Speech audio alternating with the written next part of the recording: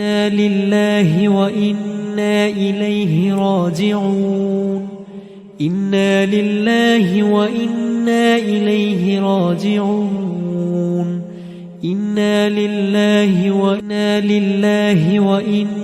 إليه راجعون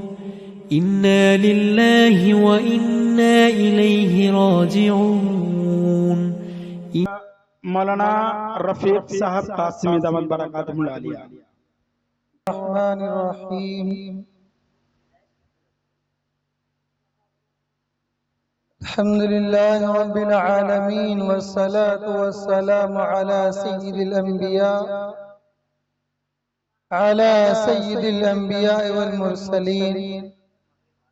وقال الله تبارك وتعالى في كلامه المجيد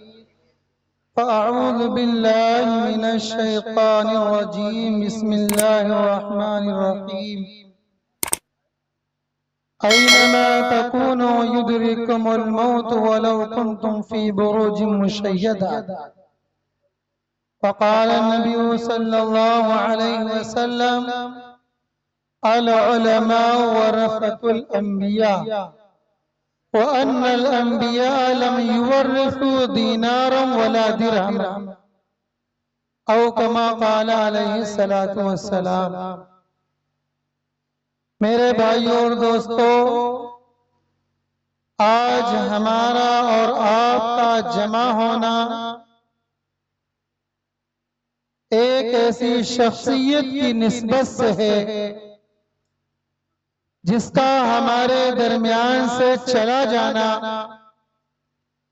اور ہم سب کو تنہا چھوڑ جانا یہ ہم سب کے لیے بہت بڑا سانحہ ہے۔ اس لیے کہ حضرت مولانا مفتی شکیل صاحب دامت برکاتہم، جن کو آج رحمت اللہ علیہ کے نام سے یاد کیا جا رہا ہے، آپ کے ضلع سیتاپور ہی کی آن بان شان نہیں، بلکہ وہ شخصیت تھے جن کا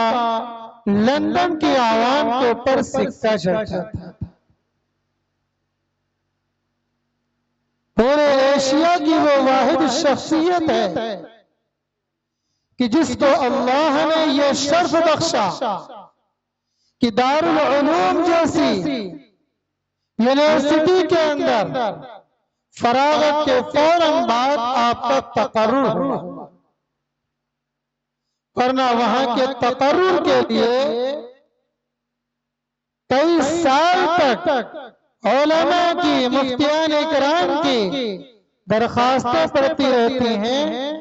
اور ان سب کو یہ امید ہوتی ہے کہ کاش میرا تقرر ہو جائے۔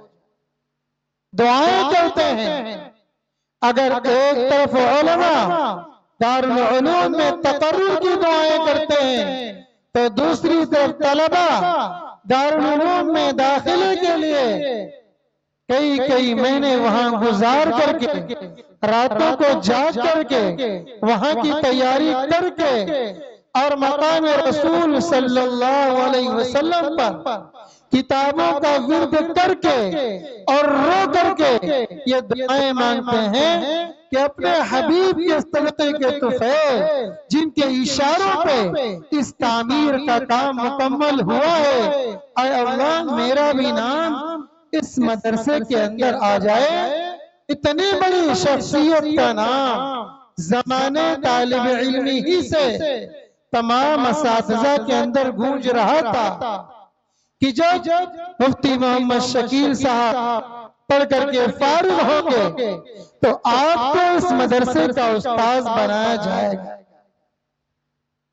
اس لیے کہ زمانے طالب علمی ہی میں اللہ نے مفتی شکیل صاحب کو وہ ملکہ عطا فرمایا تھا کہ آپ نے زمانے طالب علمی ہی میں سلم العلوم کی شرح میزان العلوم کو لکھنا شروع کر دیا تھا، جو اتنی پیچیدہ کتاب جس کا ایک ایک حرف اتنا دقیق کہ جس کو سمجھنے کے لیے سینکڑوں کتابوں کا مطالعہ کرنا پڑتا ہے، لیکن اللہ نے حضرت والا کو وہ صلاحیت، وہ قوت، وہ فہم و ادراک عطا فرما رکھا تھا جس کی وجہ سے زمانہ طالب علمی ہی سے تصنیف کا کام شروع کر دیا تھا، اور آپ کی تمام تصنیفات ہیں۔ اگر آپ علم کا جوہر ہیں، اگر آپ علم کا جوہر ہیں، اگر آپ سیرت کے سپہ سالار ہیں، اگر آپ کتابت کے شہنشاہ ہیں، سے سوار ہیں، تو آپ نے اسی خطابت کے لائن سے جو کتابیں تصنیف فرمائی ہیں ان کا نام بھی رکھا گوہر علم جوہر سیرت۔ اگر اللہ نے آپ کو خطابت کا ملکہ دیا تھا تو آپ نے اس کا نام بھی رکھا تھا کہ دیکھنا تقریر کی لذت۔ ایک کتاب نہیں، تمام کتابیں ہیں۔ کتنی کتابوں کا ذکر کیا جائے، اگر آپ کے خطاب فصاحت و بلاغت سے لبریز ہوا کرتا تھا تو آپ کی کتاب کا ایک ایک حرف فصاحت و بلاغت سے لبریز ہوا کرتا تھا۔ اگر آپ وقت کے خطیب تھے، مفسر قرآن تھے، شہنشاہ خطابت تھے، آپ خطابت کے بہت بڑے اعلیٰ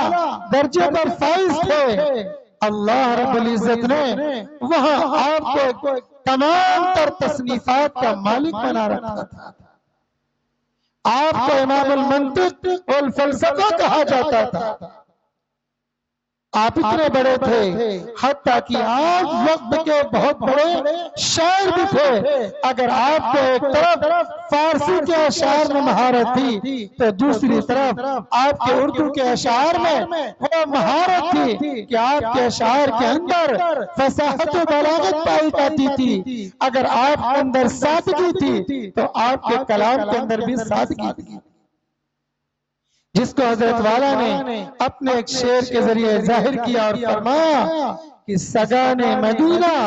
بھی بہتر ہے ہم سے۔ کتنا سادگی بھرا شعر، کتنا سادگی بھرا شعر ہے، جس کو حضرت نے فرمایا کہ سگان مدینہ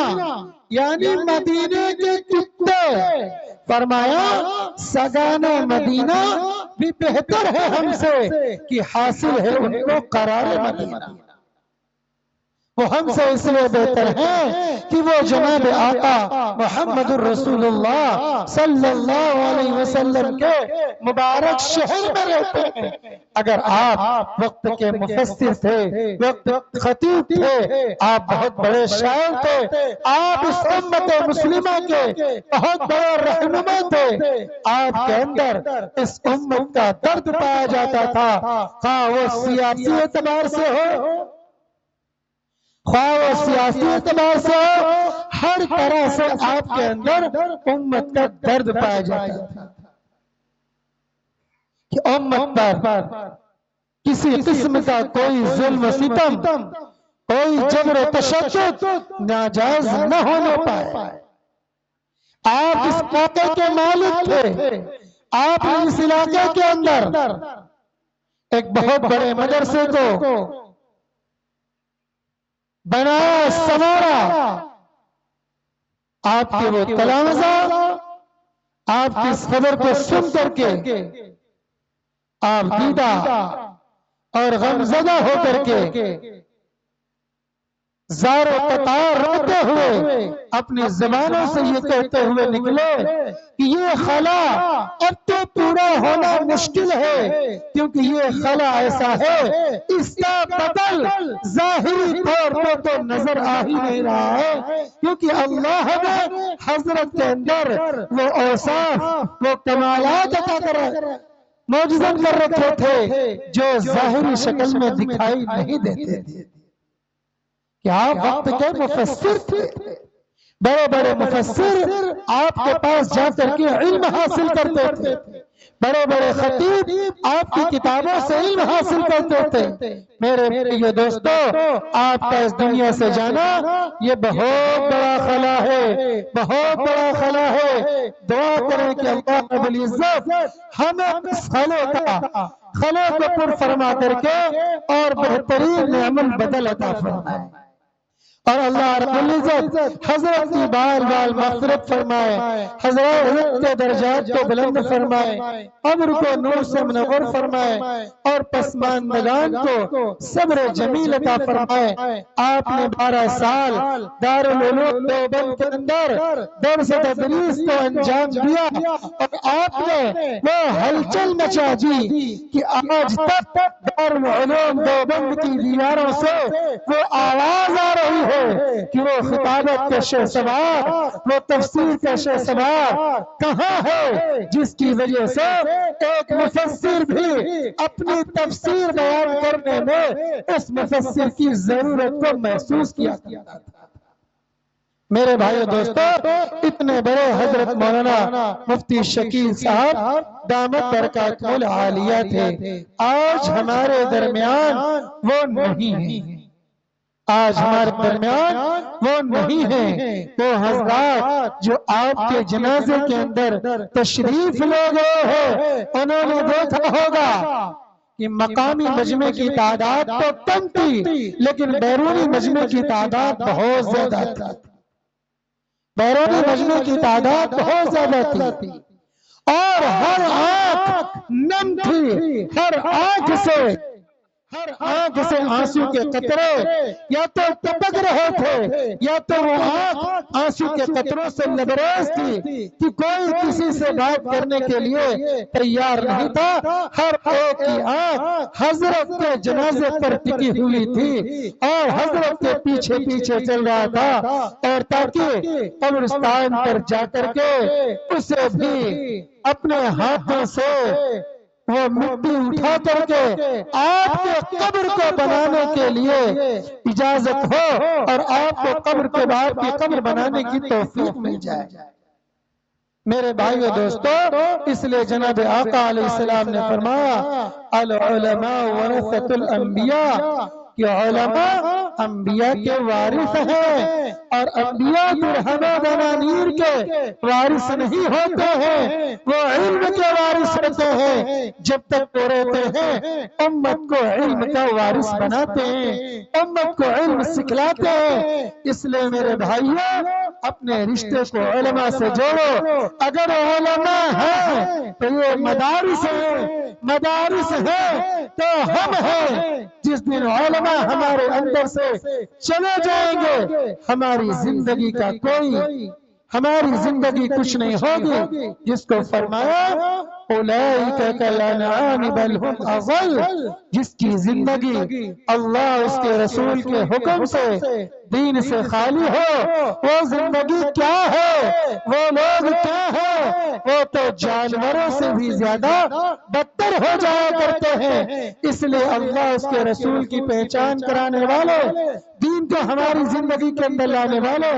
یہ علماء ہیں۔ خدا را ان کی قدر کرے، خدا را ان کی قدر کرے۔ ہم ماں کی گود سے لے کر کے قبر کے گڑھے تک سجدے میں پڑے پڑے روتے رہے، پھر بھی ان کی ایک نیکی کے برابر ہم نہیں ہو سکتے، ان کے ایک احسان کا بدلہ ادا نہیں کر سکتے، کیونکہ یہ دن میں تو پڑھتے ہیں، پڑھاتے ہیں، اور راتوں کو اللہ کے سامنے امت کے لیے روتے ہیں، راتوں کو اللہ کے سامنے امت کے لیے روتے ہیں۔ اس لیے میرے بھائی و دوستو، اپنے علماء کی قدر کرنے والے بن جائیں، ان کی عزت کرنے والے بن جائیں، اپنی آواز کو علماء کی آواز سے بلند نہ کریں، اپنے آپ کو علماء سے آگے نہ چلائیں، اپنی بات کو علماء سے آگے نہ نکالیں۔ کل قیامت کے دن اللہ اگر ہم سے پوچھ لے گا تو ہم کیا جواب دیں گے؟ علماء کے ساتھ ساتھ اپنے مدارس کی قدر کریں کہ ان مدارس سے علماء پیدا ہوتے ہیں، حفاظ پیدا ہوتے ہیں، مفتیان کرام پیدا ہوتے ہیں، قرآن پیدا ہوتے ہیں۔ اس لیے میرے بھائیو دوستو، آج ہم سب ایک زبان ہو کر دعا کریں کہ اللہ رب العزت آج کی اس نشست کی برکت سے، ہمارے آپ کے کہنے سننے کی برکت سے اللہ رب العزت حضرت مولانا مفتی شکیل صاحب رحمت اللہ علیہ کی بال بال مغفرت فرمائے، آپ کی قبر کو نور سے منور فرمائے، آپ کے درجات کو بلند فرمائے، آپ کے تمام پسماندگان کو صبر جمیل عطا فرمائے،